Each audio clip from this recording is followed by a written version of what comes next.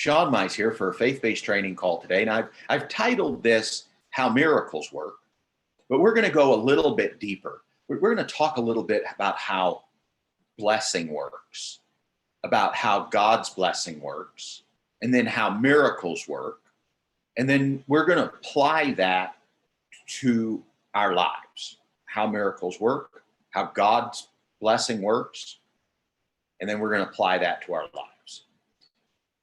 Father, I come before you and I thank you for this opportunity to share a little bit about what you've put in me. Father, I would ask you today that you'd speak through me. Father, that even as I speak, that you have crafted the words that you've put on the slides, that you've crafted the ideas that you've placed in my mind, that you will craft what words that I use today to be specifically applicable to those folks that are here with me today.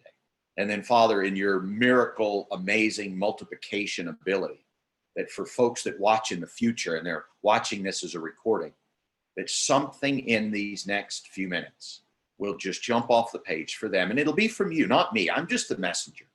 I'm just the messenger. But that I would be a good mouthpiece today. Father, for everybody here, I just ask that they would hunt for what it is that you want to give them. I don't know if it's minute 4, minute 8, minute 12, minute 21. I don't know what verse it is. I don't know what idea it is. But God, that if there's something just for the listener right now, that they would know it when they get to it. And they would go, yes, that was for me today. God put me here for that. We pray in Christ's name, thankfully. Amen. I want to load up the slides.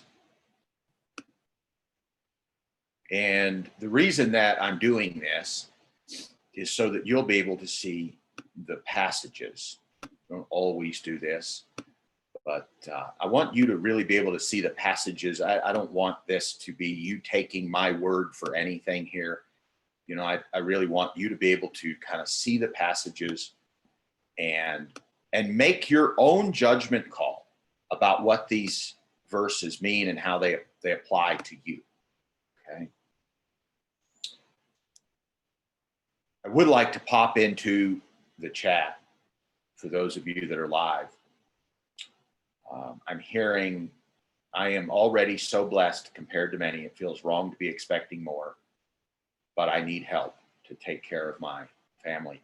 I tell you what, before we put the passages up, I want to address that. And of course, you know, this is off the cuff, so I don't have some passage for this, although if I think of something, I'll give it to you and you'll have to go look the reference up yourself. You know, the truth of the matter is God blessed every one of us when he birthed us into this earth, but he still wants to bless us more. He wants to have us to have a full blessing. Let me ask you this. If your children are blessed, and I think that you have children that are grown and they're blessed, right? Like they have things good, but as a father, would you like them to have more? Like if your children came to you personally and said, you know, Dad, I want more, would you fault them? Would you think they're wrong for expecting more? I don't think so. You know, I think our Father is very much like we are as fathers. You have a deep love for your children. You know, so if your children come to you, as long as they're obedient, they're good children and all that, right? They come to you and they say, hey, I really like to do more of this. And they say, hey, I'm struggling in marriage. Whole life is good, but one little, give us little fatherly advice. You wouldn't say to your children, well, you got everything else figured out. You know, you don't need any more blessing, do you? You know, if your children come to you and they say, you know, Daddy, I lost my job last week. And I know we're doing good, but we're scared. We're scared because now we're dipping into our savings. You know, would you say to your son, oh, go, you'll figure it out. I've had rough times too. Go figure it out, kiddo. No, you try to give them some good advice. Can I say something facetious here? I think God's at least as good a father as we are, right? Like, if anything, God's more loving than we are. Yes? So if you want blessing for your children, why wouldn't God want more for you?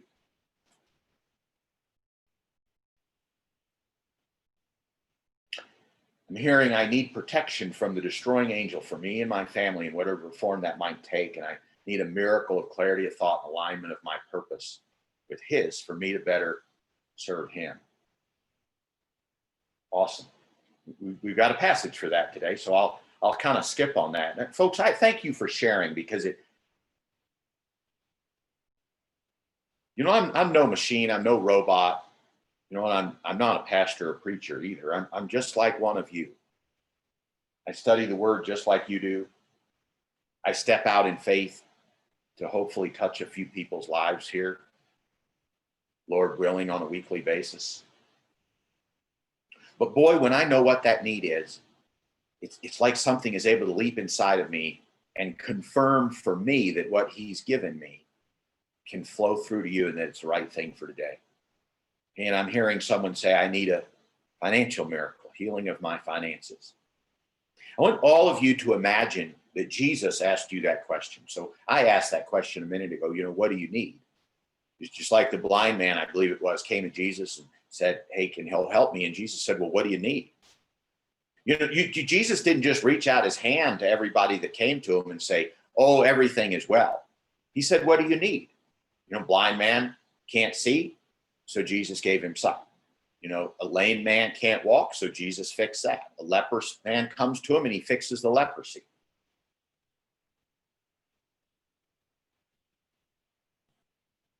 I think Jesus is the same way with us. We come to him, we have something, and then he's able to do a miracle. I do believe that there is a process to blessing. I believe that there is a process to miracles. And rather than try to explain all of that, I'm just going to pull some verses up for you. These are right out of the word. I think these are all in NIV, but you'll be able to study these on your own. I'm going to share with you some thoughts from the word, and then I want you to go verify it.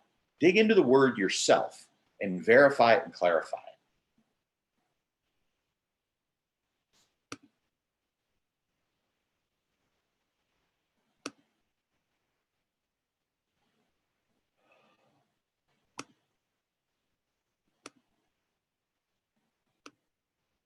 I want to start with Proverbs Chapter 3, verses 5 through 6.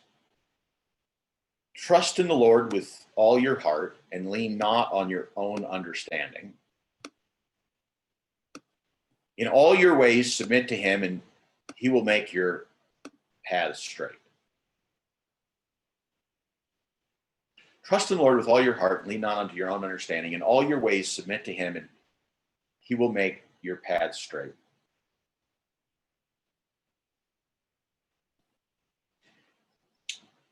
So we have two players in this verse.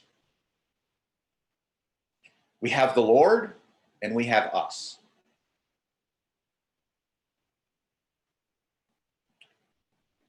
We have an action to do and he has an action to do. So the first part of this says trust in the Lord. So our first step is trusting in him. That's our very, very first step. Whether we understand it or not, whether we understand what's happening or not, whether we understand the relationship issue or not, whether we understand the financial issue or not, the first step in all of this is trust. Us, we. Lord doesn't do it for us. Now, the Bible tells us he gives each of us a measure of faith. So we already have an element of faith. And whether we disagree theologically, whether God gives every person the exact same amount of faith and then each person uses it differently, or if God gives a different measure to each person, I don't think it's relevant. I mean, we could argue about it, right? I don't think it's relevant. I don't think it really matters. If God gave you a number 2 dose of faith, and he gave somebody else a number 4 dose, and he gave me a 6 and somebody else an 8, does it matter? The word says that he'll never give us any more than we can handle. Well, maybe one person can handle an 8 and somebody else can handle a 4. But if you look at that and you go, well, God gives everybody the same measure of faith and then they have to grow it, fine. It doesn't change anything, right? God gives you a faith and he says that he'll never give you more than you can handle. And it says to step out in small things, you'll grow into big things. It's extreme paraphrase. But it doesn't make any difference. He's God. However much faith he gives us is fine. So we take that faith and we trust in the Lord with all of our heart, with whatever faith we have. If we have a measure of 2 faith, we have a 4. Maybe God gives everybody an 8, but then sometimes you go through something rough and you're strengthened to a 12, or sometimes you go through something rough and you're beat down to a 4. So what can you give the Lord if with all your heart, if you have a 4? All is a 4.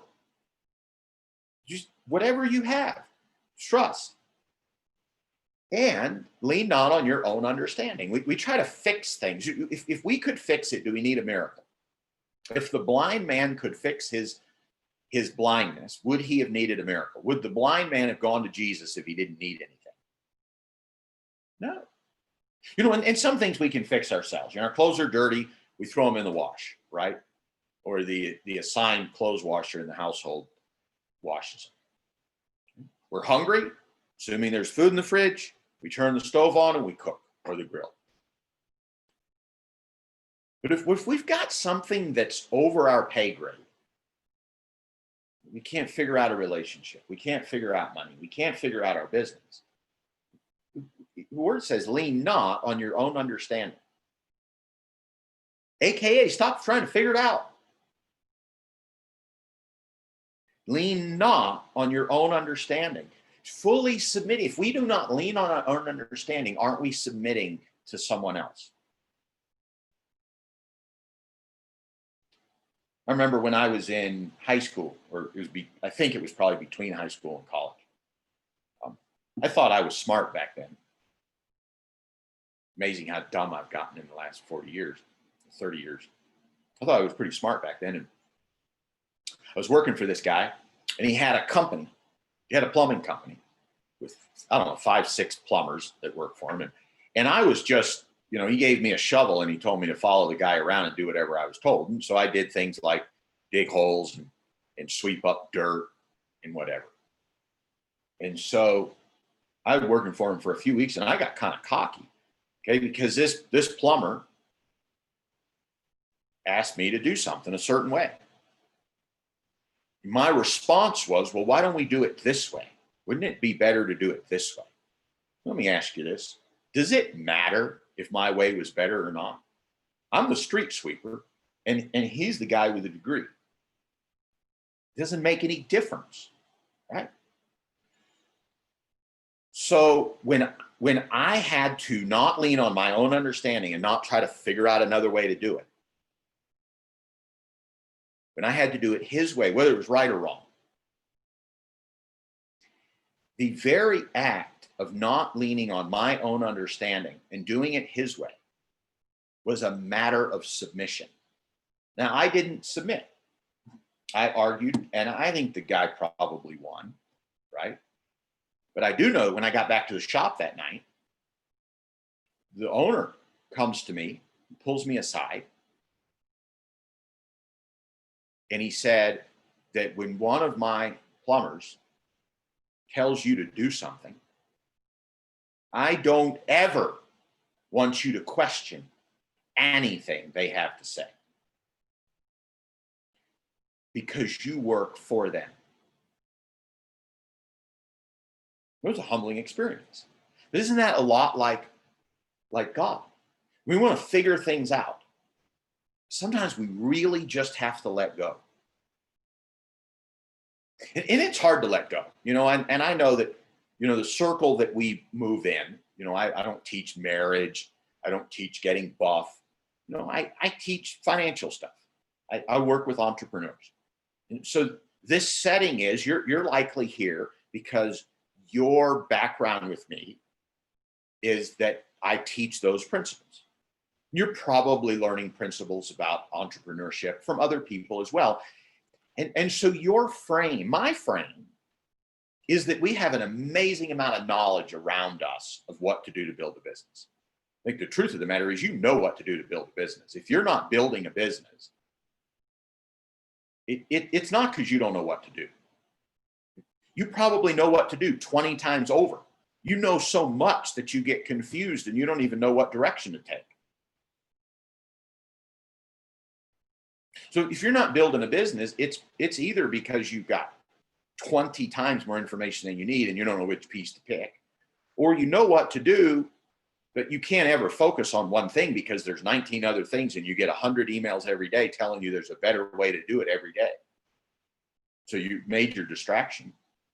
Or, of course, the spiritual element, maybe somehow you aren't positioned for a financial blessing because you're not spiritually positioned correctly. Or maybe it's all of the above. So it is difficult for us in this industry to lean not on our own understanding because we're getting 100 emails a day. We belong to a coaching program. We listen to a coach. We study other people. We study other things. We have a plethora of information and knowledge.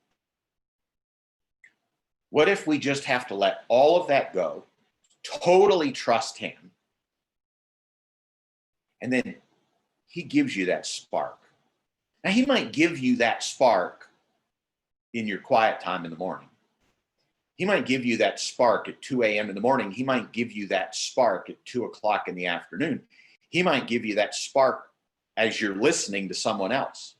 You don't know where it's going to come from because God uses other people to bless you. Not all of your blessing just comes straight from God. Some of your blessing comes, he does things through other people. Is it Luke 6:38? Given it shall be given unto you. Good measure, pressed down, shaken together, and running over, shall men give into your bosom. How does the multiplication come to you? It comes to you generally through other people. You know, God's powerful to do anything, but it's very unlikely that he's going to plant a tree while you're sleeping in your backyard and have it grow up in 7 days and start spitting out $100 bills. It's highly unlikely that's going to happen. That would be very much a wow.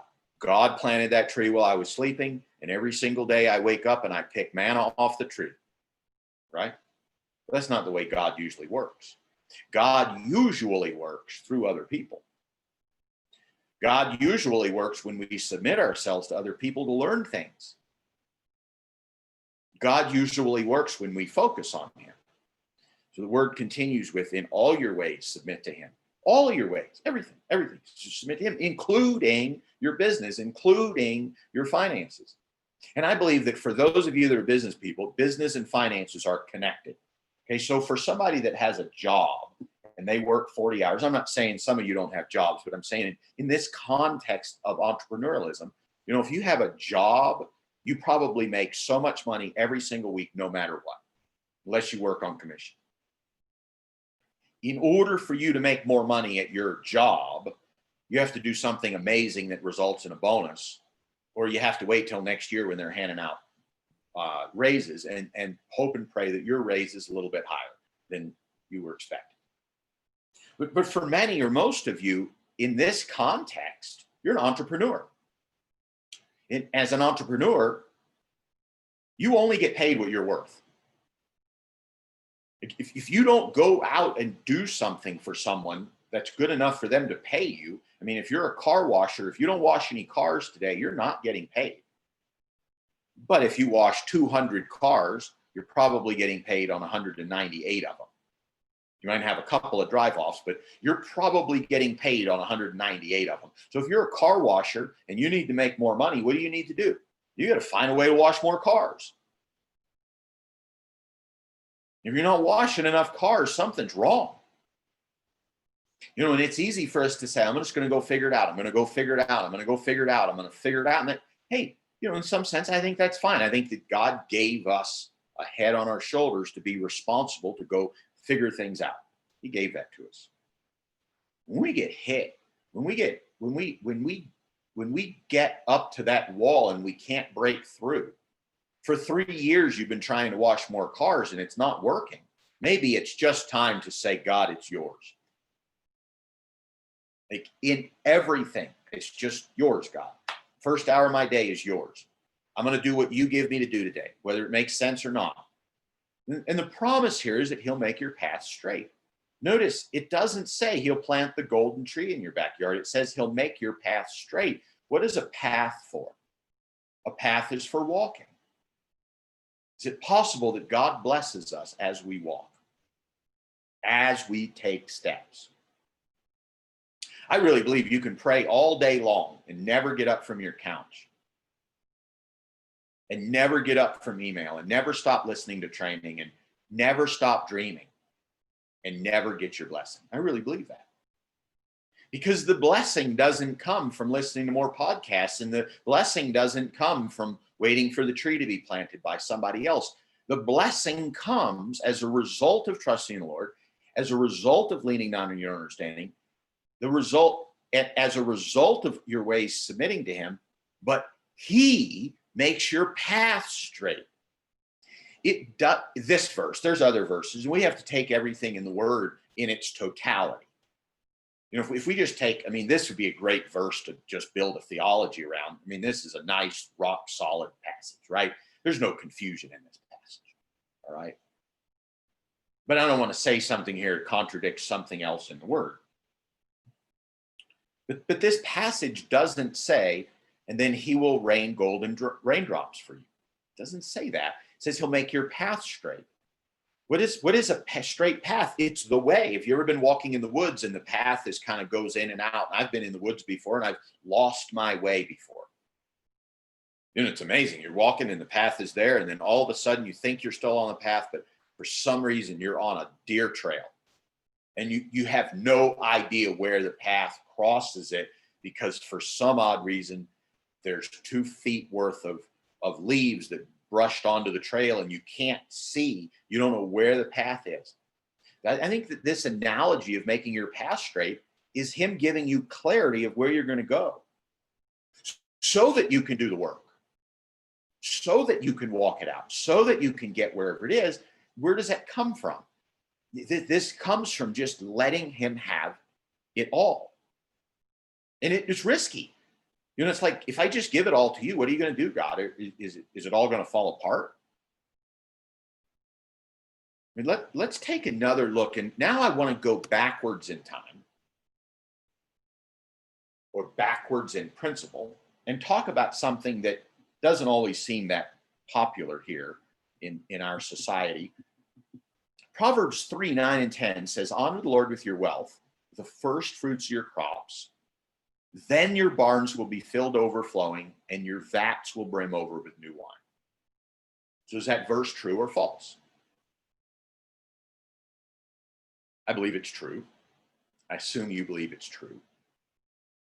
If it is true, it's a promise. Honor the Lord with your wealth, even in the small things. If we're not honoring him with what we have, what expectation do we have that he will increase what we receive? You know, the word says that he who is faithful in the small things might be faithful in the big things. Now that's a paraphrase, a total paraphrase, right? But he who is faithful in the small things can be given an opportunity to be faithful in the big things. But if we are not faithful in the small things, and I don't think that this doesn't just have to do with money, does it? The first fruits of your crops, were the crops money? No, the crop is corn growing out of the ground. It's not money yet. It is transformed into money. Now, that was an agricultural society, so they grew corn. What do you grow? You grow websites. You grow web design for people. You grow media for people. You grow singing lessons for people. You grow consulting for people. Okay, so you go farm your consulting. You're looking for 10 clients to come out of the ground.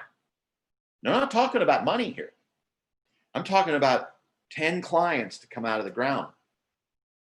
Is it possible that your crop right now is your mind? Your crop right now is what you can put into somebody else. So corn grows from a corn seed, right? So the corn seed is very small, and then it grows into a corn stalk that's very big. You have in your mind, in like some part of your brain, you have the answer to somebody else's problem. So if you're a consultant, you have the answer to somebody else's problem in some part of your brain. It's like a corn seed. You have the corn seed, and then you plant it in your client, and it grows up to be this corn stalk. What if part of your blessing starts when you give first of your knowledge before you ever get paid a penny, before it's money? If we're going to honor the Lord with the first fruits of our crops, maybe our very first crop is our intellectual intelligence to be able to help our client. Because the currency that you and I trade in online is a currency of knowledge. So if you're a consultant, if you're an entrepreneur, if you are an you practice some kind of arbitrage, you buy widgets and sell them somewhere else for more. You buy labor and sell it somewhere else for more. You paint a picture and sell it. Everything that you do is digital, and it's knowledge based. You paint a picture, it's knowledge based. It's not physical. Now you convert it to something physical, but it starts out as knowledge. Your crop, your currency is your knowledge before you ever make money. Now, I'm not discounting money. It also says honor the Lord with all your wealth. So when you have wealth, when it's money, then that first fruits of that money should go to God as well. But before it's money, it's something else. It's intellectual knowledge. What if part of honoring the Lord with the first fruit of your crop would be honoring the Lord by giving away, let's say, a tenth of your intellectual knowledge to people that need it? What if that act would activate a pattern of blessing that would look like your barns would be filled to overflowing and your vats will brim over with new wine? I want to be careful. I don't want to make a theology out of this. I don't want to take anything away from this. But I think sometimes in business, it's easy to look at this and say, God, well, my business didn't do so much money this year, so I can't really, or it's going to be a really small one. Now, been in 3 years, and you get clients a month, and it costs you almost as much to fulfill the clients as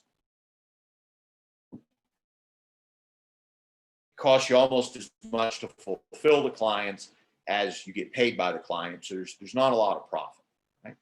But what if we've just got to take a step back and say, you know what, I'm going to sow into the world. I'm going to sow to the Lord my intellectual knowledge. I'm going to help somebody every day. I'm going to go find somebody to help for free. Now, we just look at that in the natural. If this was not spiritual, if we were not using this verse right here, what would probably happen in your business if you gave away 1 free hour of consulting every single day, and the very first thing you did every single day was go hunt for somebody that lets you give them an hour of free service? You went online, wherever your clients hang out, you were to just go hunt until you find somebody that would let you give them free service today. If you did that every single day for the next year, every single working day, and there's about, 250 working days. If you did that 250 times in the next year, in the natural, we're not even talking, let's just escape ourselves from the word for just a moment if we can. If we did that in the natural, what would probably happen to our consulting business? Well, now we come across a verse in the word that says that is a spiritual principle. And I'm tying the two together because I want it to make sense, because this is about going to church and writing a check. Okay, there's an element of that. But in this context right here, that's not what this is about. This is about honoring the Lord with our wealth and the first fruits of our crops. But our crops are not corn. Our crops are our thoughts. Our crops are how we change lives. Our crops are the consulting work that we do.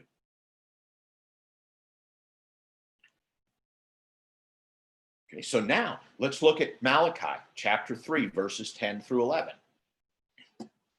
This verse says, bring the whole tithe into the storehouse, that there may be food in my house. Test me in this, says Lord Almighty, and see if I will not throw open the floodgates of heaven and pour out so much blessing that there will not be room enough to store it. I will prevent pests from devouring your crops, and the vines in your field will not drop their fruit before it is ripe, says the Lord Almighty.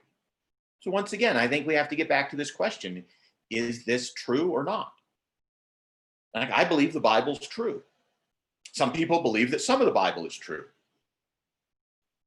I believe the whole Bible is true. So if I believe the whole Bible is true, this verse is true. Now, we don't need to get into discussion about whether this is law or not, right? We could. But is it relevant here? It's like a promise. A promise can exist in the law or outside of the law. It's a promise. So my wife and I, we have some rules in our relationship, right? So there's certain things that she doesn't do to me, and there's certain things I don't do to her, right? Those are kind of the rules of our relationship. Some of those rules were set up when we said I do, right? But if she comes to me and says, I'll do this for you, I promise, does that make it a law in our relationship? Does that now make it some binding thing? And it might be because it's a promise, but does that add to the constitution of our marriage that I say, if you'll do this, I'll do that for you, or she says, if you do that, I'll do that for you, or I'll make some kind of promise?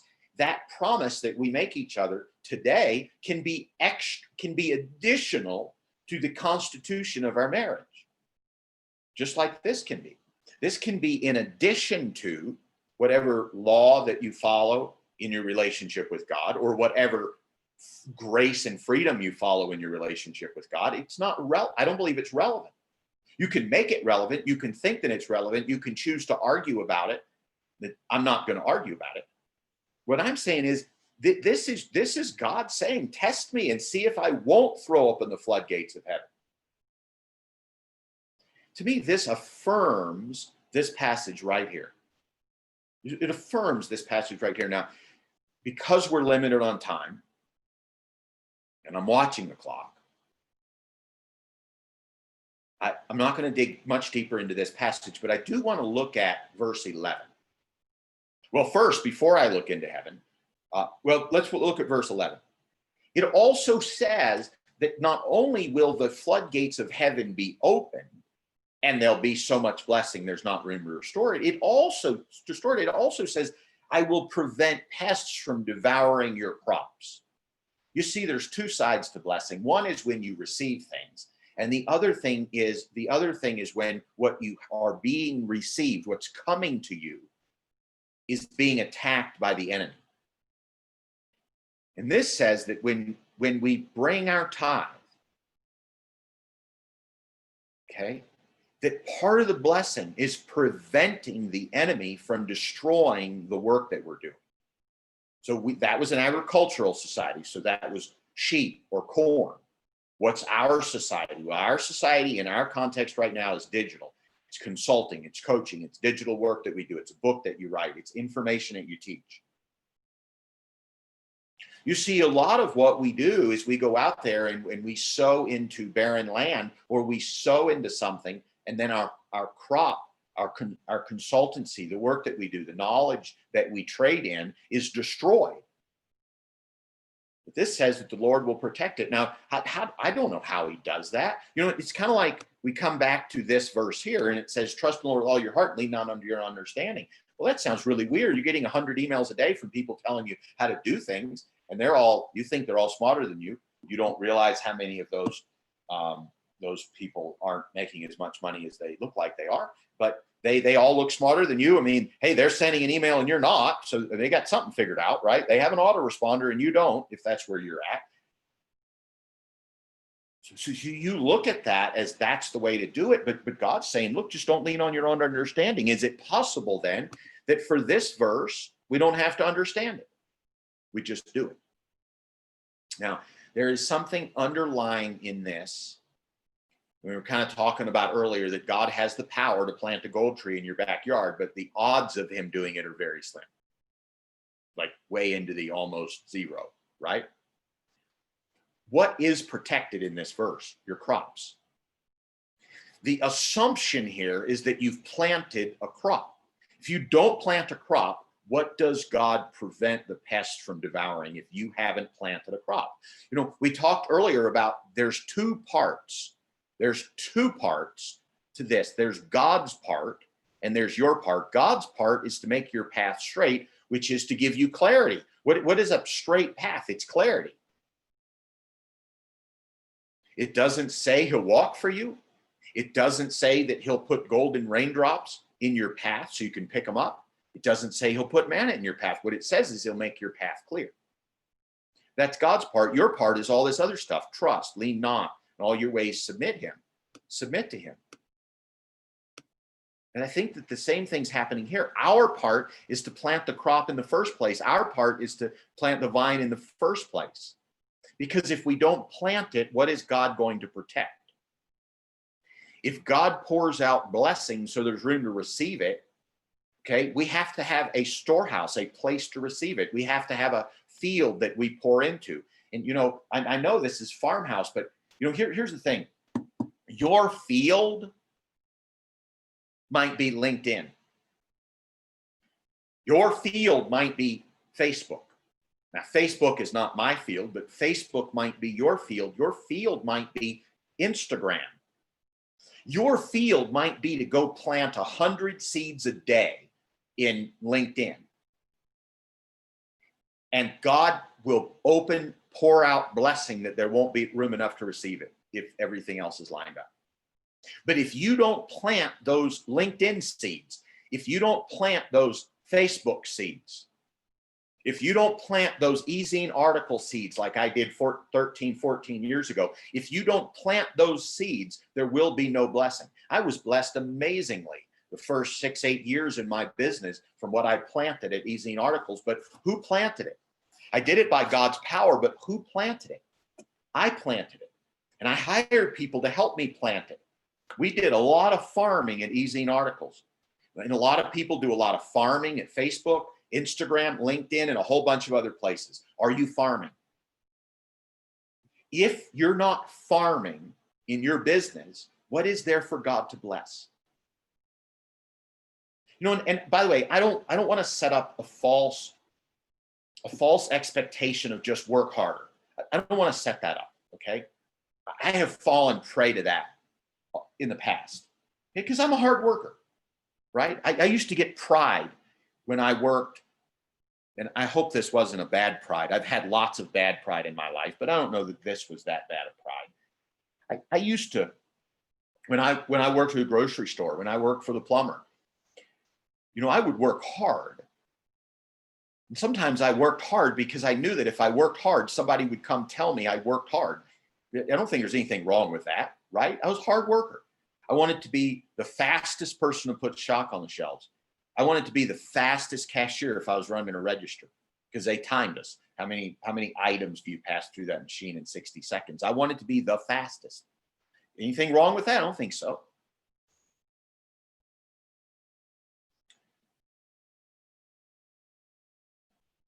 So, and I've done the same thing in my business today. Sometimes I just work too hard. So I'm not suggesting working harder, but I am suggesting if you're not planting the crops, but you're just working hard at getting the weeds out, and I do that sometimes. I'll work hard all day getting the weeds out, but I haven't planted anything. What good is getting the weeds out if I haven't planted? For you, what good is whatever it is that you're studying if you haven't planted, if you're not planting? And planting happens in our business every day. Okay, now you get to the place where your business has some level of business, and I don't know where you're at. This is very crowd, right? Sometimes planting occurs over 2 or 3 months while you are planting, and then you have 3 or 4 months of building product. You do 3 or 4 months of a launch, and then you do 3 or 4 months of vacation, and that's your year. And there's nothing wrong with that. But right now, you're probably, if you're struggling, you probably got to plant more. You've probably got to plant 100 seeds a day wherever you plant seeds.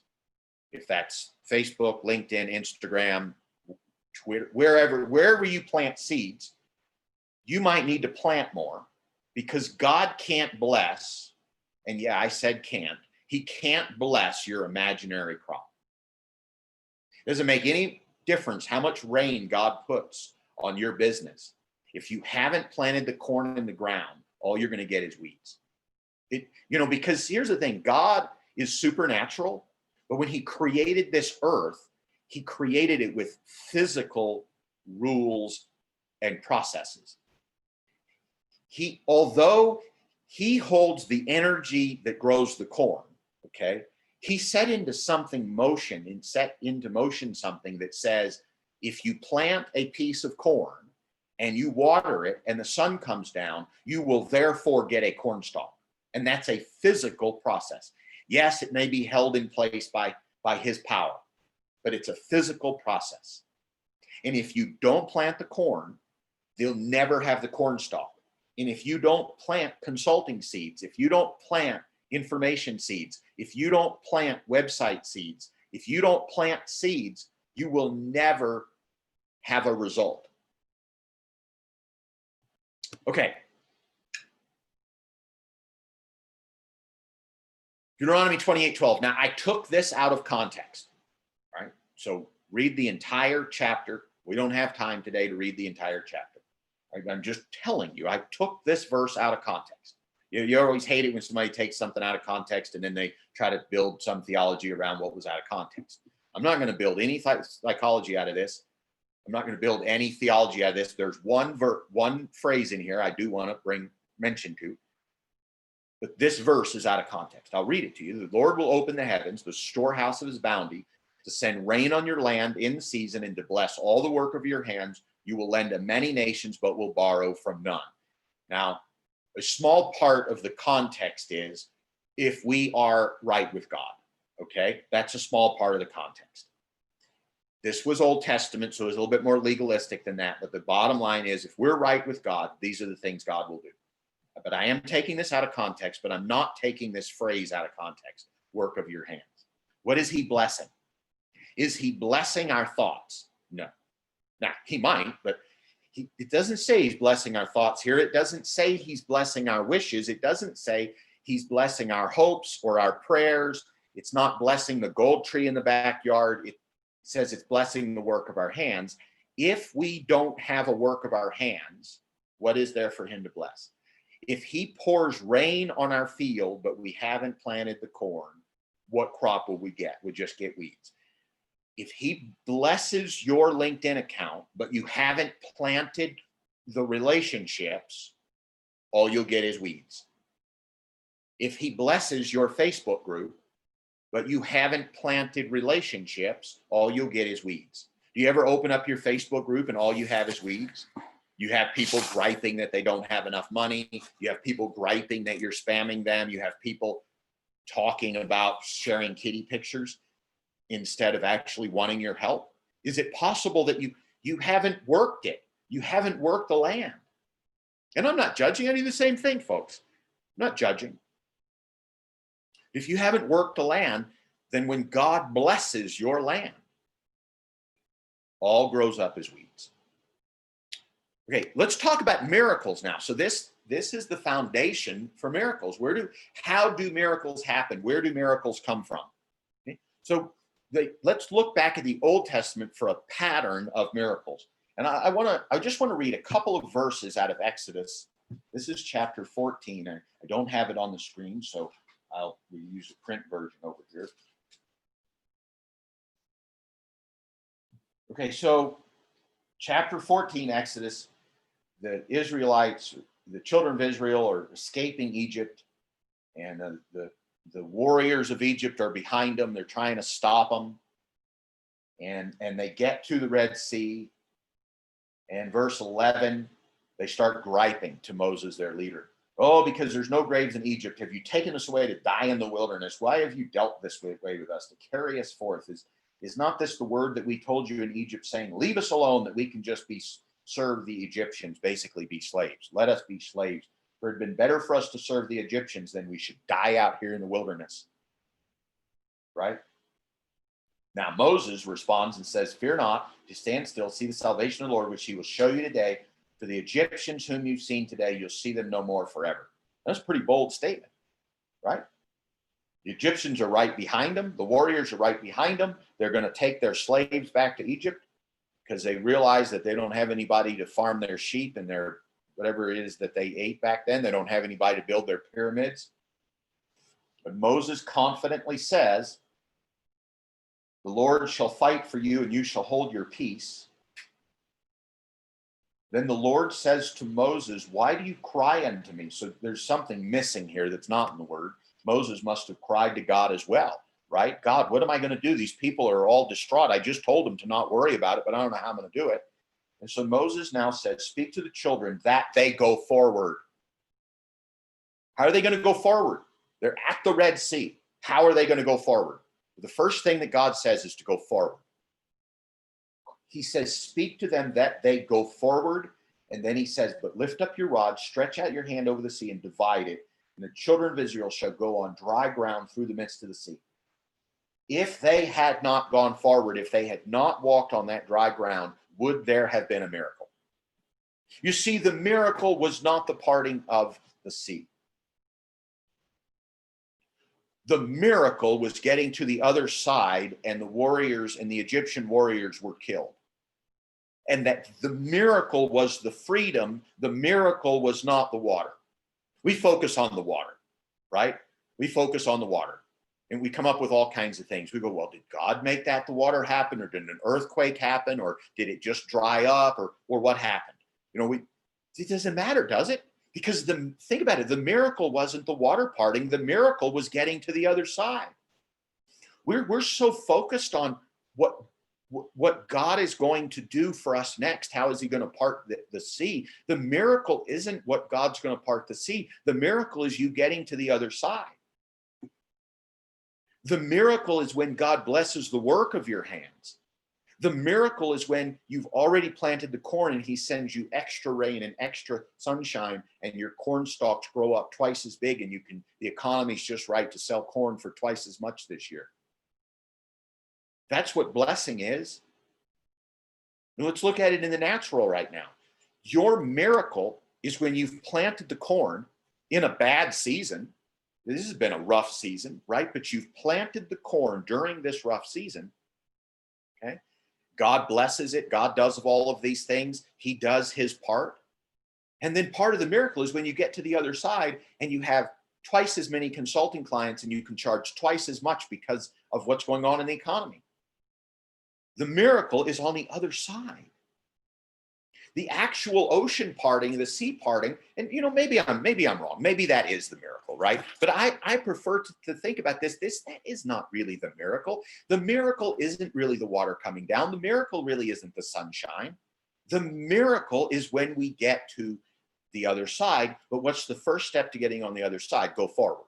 What's the first step to your business growing?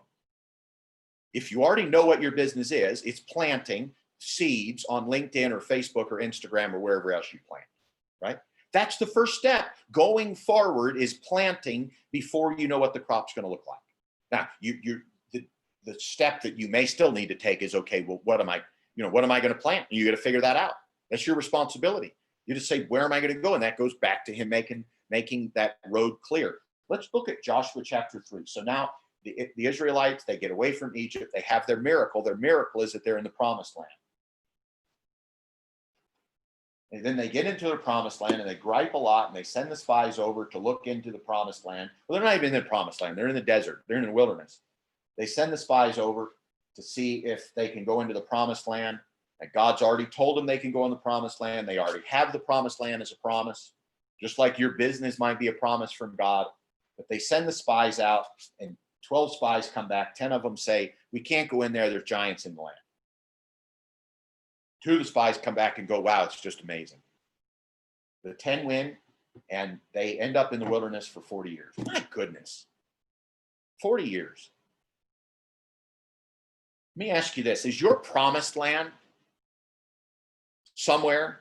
If your promised land is on LinkedIn or Facebook or Instagram, or your promised land is your website, or your promised land is somewhere, but you sent the spies out and you started looking at LinkedIn, and you sent a couple of messages and somebody sent you a nasty message back, and you went home and you cried to your wife and you said, I can't do LinkedIn because somebody was nasty to me.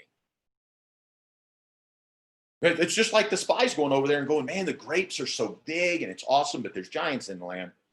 They got these big fortresses. They got Jericho. They got these big, thick walls. Nothing we can do. That's like going to LinkedIn. That's like going to Facebook and going, this Facebook group stuff is scary. This stuff's scary. I worked for an hour and I only got 2 followers. This stuff's scary. You look around and you say, that person has 100,000 followers in Facebook. I don't know what they're doing, but that looks like Jericho. I can't compete with them because that's Jericho.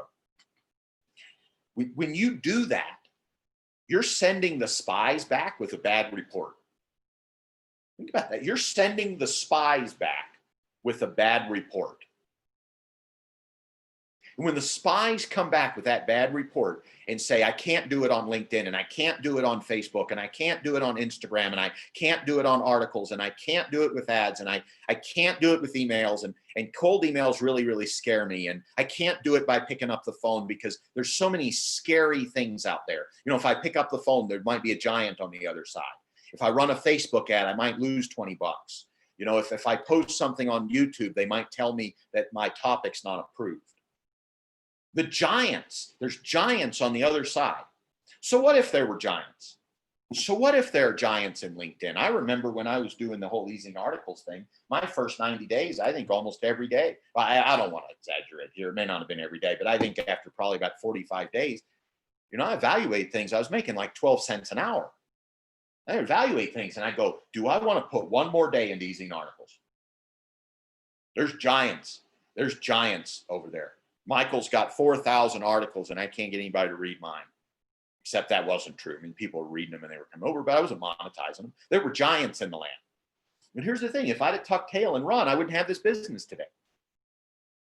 God's blessed it, but I had to plan. And you have to, let's kind of go back to Joshua chapter 3. We went to Exodus 14. They had to go into the wilderness. They sent the spies out. And they got put back in jail for 40 years. Maybe that's where you're at. Maybe you sent the spies out and you tested LinkedIn a little bit. You tested Facebook a little bit. You sent the spies out. And you came back with a bad report. Now, I don't believe that God has told you that you're going to be in your wilderness for 40 years. I don't believe that. If he has, then you got to go talk to God, right? God changes his mind sometimes. Remember Abraham with Sodom and Gomorrah, God changed his mind, right? Or God was willing to change his mind. Okay. Remember King Hezekiah, God changed his mind. So if God's told you got a 40-year wilderness because you believe the bad spies, you go to God and fix that. But I don't believe that's the case. I don't believe that you have a 40-year sentence. I believe that right now you are at the place where you sent the spies out and it looks really scary and there's giants in the land. And so you're at home watching Zoom and webinars, and you're watching somebody else's webinar every day instead of running your own. Okay. You're going to everybody else's strategy sessions instead of running your own. Okay. You're reading everybody else's emails instead of writing your own. I think it's time to reverse the choice because the Israelites had a choice. They could have said, I choose to believe Joshua and Caleb. You see, the Israelites made that choice. God didn't give them the 40-year sentence until after they made their choice. They made their choice. What if their choice had been, you know what, you 10 spies, we don't care if there's giants in the land. We are giant slayers. The question for you is, if you're going to get to your miracle, are you going to have to recognize that there are giants on Facebook? There are giants on Instagram. And by the way, I'm not trying to push anybody's business in the direction of Facebook, Instagram, or LinkedIn. Okay. I don't use most of that anyway. Right. I'm not trying to put in any direction. They're just nice, handy illustrations, just like corn is a handy illustration. Okay. But if you have evaluated and you are listening to the spies in your brain that have told you that it's scary out there and that there's giants, I believe you can reverse course. I believe that right now, today, you can make the decision to follow Joshua and Caleb. I believe that you can make a decision today that says, I'm going to go into my promised land. And if LinkedIn is my promised land, I am going to enter the courts of LinkedIn. And I'm not being facetious. I'm not being sacrilegious or anything, but I'm just saying, you just say, that's where I'm going. I'm going to go there and I'm going to plant, and that then God has something to bless. Joshua chapter 3. Okay, so same thing. Now they've been 40 years. Now Moses is dead. All the people, grown-ups are dead. All the kids are grown up. Joshua's 80 years. Joshua and Caleb are 80 years old now, I think. Pretty sure Caleb was. Joshua, I think, is 80 years old too. And so now Moses dead. It's time for them to cross over. Well, they get to the Jordan River. Okay. Verse 8. Joshua 3:8. Because of time, I'm not going to read the whole passage. I'm not going to build it up. Verse 8 says, Joshua 3:8, and thou shalt command the priests that bear the ark of the covenant, saying, when you come to the brink of the water of Jordan. Okay, it's high. I don't remember. It's 16 feet or something. Okay. If you come to the brink of the Jordan, you shall stand still in Jordan. They didn't wait for the Jordan to part. They walked into the Jordan first. They moved forward. I believe that's where you're at right now. I believe that your Jordan, whatever it is, whether it's e-zine articles or Facebook or Instagram or cold messages or picking up the phone or doing interviews or podcasts or webinars or joint ventures or LinkedIn or anything else, I believe that's your Jordan. That's your Jordan. That's my Jordan. The river will not part until you step into the river. I'm going to give you a couple more examples. We'll wrap things up. John chapter 5, verses 5 through 10. One who was there had been an invalid for 38 years. I believe this was the pool of Siloam. They're laying there. They're waiting for things to happen. Jesus saw him lying there and learned that he'd been in this condition for a long time. He asked him, do you want to get well? You know, here's the thing. The man replied, the invalid replied, I have no one to help me get into the pool when the water is stirred. When I'm trying to get in, someone else goes down ahead of me. Why didn't he just say yes? Don't we do that? Do you want to be successful in your consulting business? Instead of saying yes, you go, well, I have no one to help me. You know, I don't know how to do it. It's not working out for me. The waters are too high. The giants are in the land. You know, every time I try to go do an ad, somebody, marks it and replies, and, people get mad and they don't have any money. And what if he just said yes? Jesus said to him, get up, pick up your mat and walk. At once, the man was cured. He picked up his mat and walked. What if Jesus said to you, pick up your mat and walk? What is your mat? What is your mat? Is your mat the login to wherever you're going to be planting your crop? Is that your mat? Jesus says to you, do you want to build a full-time business? Because here's the thing. We talk about a miracle. Would a financial miracle, would that be God dropping $100 bills out of the air? Or would a financial miracle be you started a business today that made some amount of money next year? What would be the real miracle? You see, if God rained $100 bills out of the sky today, it would just be temporary because you go spend them.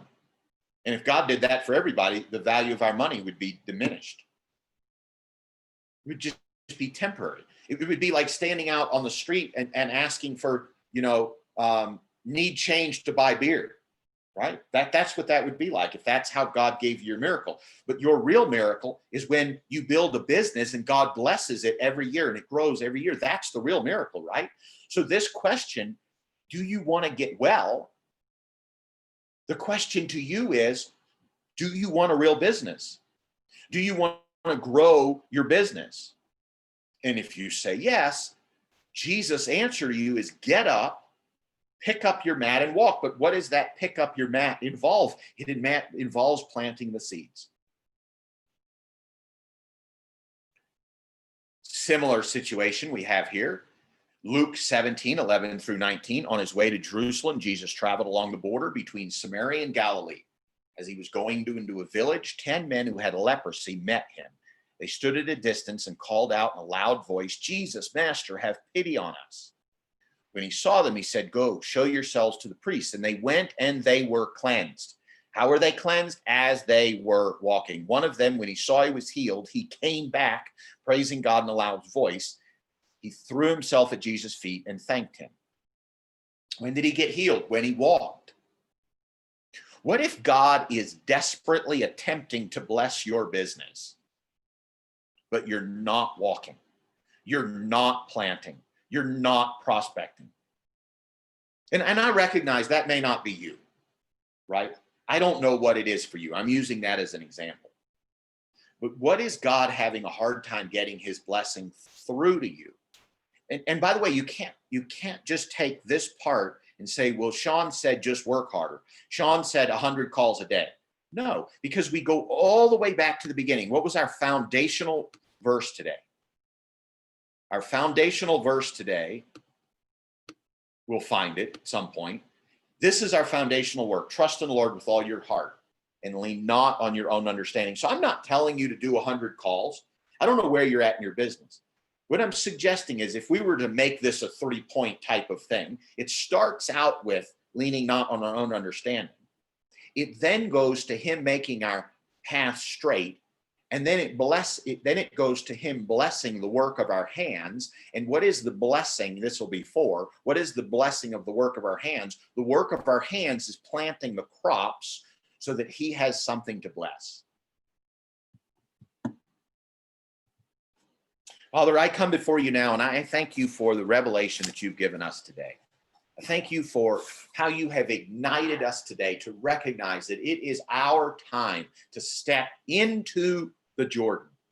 It is our time to not lean on understanding. It is our time to let you give us clarity. It is our time to work the fields. It is our time to plant the corn. It is our time to work with our hands so that you can bless it. It is our time to plant. It is our time to give the first fruits. It is our time to tithe.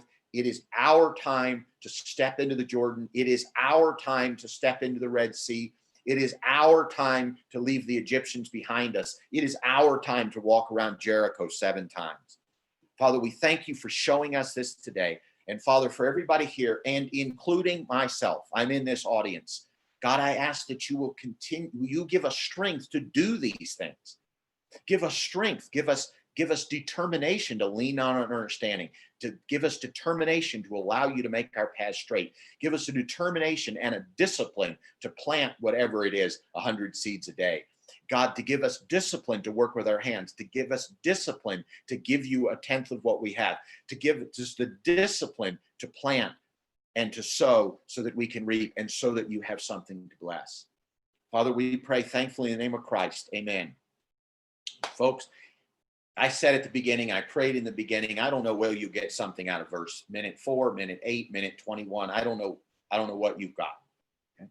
I do want to open things up, and if you'll type something in, if you've gotten something out of today, it would bless me if you were to type into the chat what you have gotten out of today. If you've got a question for me, if you want to make a comment, it would bless me if we were to chat a little bit. I know we have a small group, but it would bless me to be able to do that.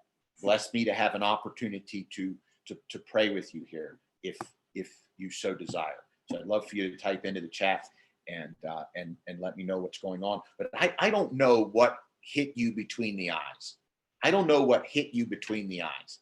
I don't know if it was this verse. I don't know if it was this verse. I don't know if it was something here with the invalid. Do you want to get well? I don't know if it was the pattern of miracles stepping into the Jordan. I don't know if it was recognizing that the giants are there and they could have either believed the 10 and been conscripted to 40 years, or they could have believed Joshua and Caleb. I don't believe that was a trick. I believe that they could have believed Joshua and Caleb had gone in 40 years earlier. I believe that you can believe your 10 spies and stay stuck right here through the rest of the recession, or you can believe Joshua and Caleb and you can win during this recession. I desperately believe that. Deeply. I deeply, deeply believe that. But I believe that it starts with your choice. Everything we've talked about today, I'm not invalidating anything that we've talked about today. So I'm not invalidating anything about what we've discussed today. But I am saying that I believe that a lot of what happened with the Israelites spending 40 years circling the desert was by their own choice. They chose to believe the 10, so God made them stay. I believe if they had chosen to believe Joshua and Caleb and go into the promised land, the Bible would look different than it does today. I believe you have the same choice. I have the same choice. I can believe the giants are in the land and stay on this side of the Jordan, or I can believe Joshua and Caleb and I can go in there and fight the giants. I can fight the giants. I can march around my own Jericho 7 times. But I do believe that I have that choice. I believe that I have the choice to trust in the Lord. I believe that I have the choice to lean not on my own understanding.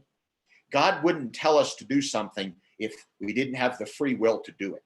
Because if it wasn't about free will, he would just make us do it. But we have free will to trust him. We have free will to lean on an understanding. We have free will to submit to him. We have free will to give a tenth. We have free will to plant. We have free will to sow. And I make the choice to go into the promised land. Will you make that choice with me?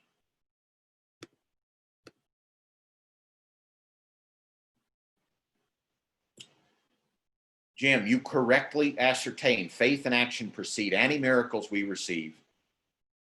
Michael says there's a few things, but I think my big thing is taking up my mat and walking. Thank you. Thank you for sharing that with me. That really blesses me to hear that. Because to be honest with you, it's lonely on the other side of the Zoom screen sometimes.